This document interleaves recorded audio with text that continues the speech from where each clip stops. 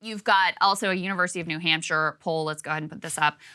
Looking forward to a theoretical Democratic 2024 primary. And you've got Pete Buttigieg, gross, tied with Joe Biden in the state of New Hampshire. So this is not one of those polls. A lot of times they'll pull Biden out and say, okay, if Biden doesn't run, who will? No, they left Biden in. And he's still coming in. It's a statistical tie, but technically here, he's second to Pete Buttigieg in the state of New Hampshire. Below that, you have Elizabeth Warren, Gavin Newsom, Amy Klobuchar, Bernie.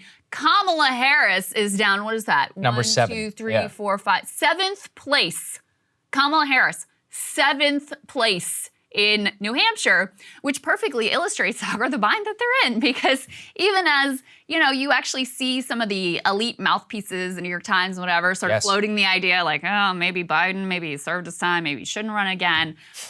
How are you going to get around the, you know, next in line is Kamala Harris, and how are you going to be able to get past that?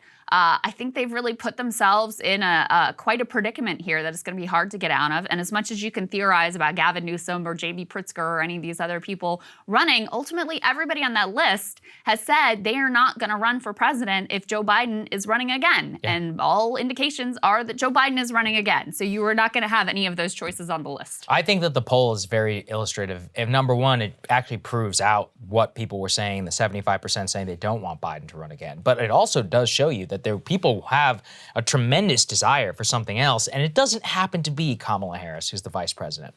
Needless to say, it is extraordinary that in a University of New Hampshire poll amongst actual Democratic primary voters that the sitting president is not number one overwhelmingly, and even worse that his so-called heir apparent, who is Kamala Harris, is not even able to place higher than an Amy Klobuchar or a Gavin Newsom. I mean, even like Elizabeth Warren, I guess, you know, geographic proximity, same with Bernie, but Klobuchar's from frickin' Minnesota and Buttigieg is from Indiana. So how exactly did all that work out? You are still given national name ID. It's that's the thing. You can't claim they don't know me. Yes, they do. They actually know you quite well. Yes. Like, they're very familiar. Most of these people are absolutely going to know who she is, and they're consciously saying absolutely not. And this is Democratic primary voters. So you can't even look, this is the person who didn't even make it to Iowa. This is the person who was being beat by, at certain points, Andrew Yang in California, state-based primaries that were happening at the time. So it's just humiliating for the administration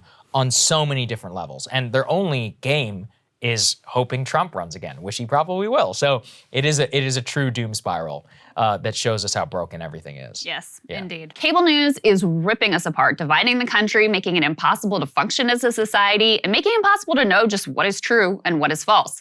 But the good news is they are failing and they know it. That is why we're building something new, a new mainstream, a healthier one, something more trustworthy, something that we are going to need in one of the most pivotal times in American history. We are building up here for the midterms, for the upcoming presidential election, but we need your help. So if you can help us out by becoming a premium member today at breakingpoints.com, we're trying to change America for the better and the entire world. So what are you waiting for, guys? Go to breakingpoints.com and sign up and help us build a new mainstream.